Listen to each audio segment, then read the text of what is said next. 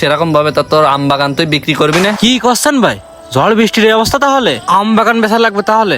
তা কয় টাকা কিরকম বিক্রি করবি? তুমি জানো ভাই কিরাম কত বিক্রি হবে? কাঁচা আমের তো কোনো দাম নেই, ওই সব মিলে কয় টাকা, 2-3 টাকা কেজি হবে না? তোর বই শুদ্ধ কয় টাকার হবে? ওই 1010 মতন হবে না? আগের বাড়ার তো 50,000 টাকা বেছিলাম, এবার তো বেশি হয়েছে আরো। বেশি হয়েছে, সব তো আর থাকতেছে না, সব জামানে পড়ি। আর কথা কইস না, তোর 1015 টাকা দিবানে। না ভাই, 20,000 টাকা নিচে হবে না, 20,000 হলে টাকা দিয়ে যায় না। লাইন সাইজ করে একটা পার্টি ধরাতে পারলে আম বাগানে একটু লাভ হবে না, সমস্যা নেই। আচ্ছা যা, 20,000 দিবানে, এখন 14,000 টাকা দিয়ে যাচ্ছি। এখানে কোন দেখ কয় টাকা আছে। 1 2 3 4 20।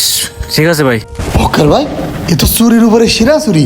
আপনি এইভাবে ঠকাইছেন এই লোকটারে? রনি, তুই আসিস ছাগল খুঁজদি, তোর তো এগুলো কোয়া ঠিক না ভাই। ওর কাছ থেকে যে সময় আমি আম কিনেছি সে সময় ছিল কাম্পান জ্বর, সে সময় আমের দামও ছিল না, আর সে সময় রিক্সও নিতে চাচ্ছিল না। এই জন্য আমি অল্প দাম দিয়ে আম বই সব নিয়ে নিছি। এই নাটক মারো, কাম্পাস জ্বর আবার কি?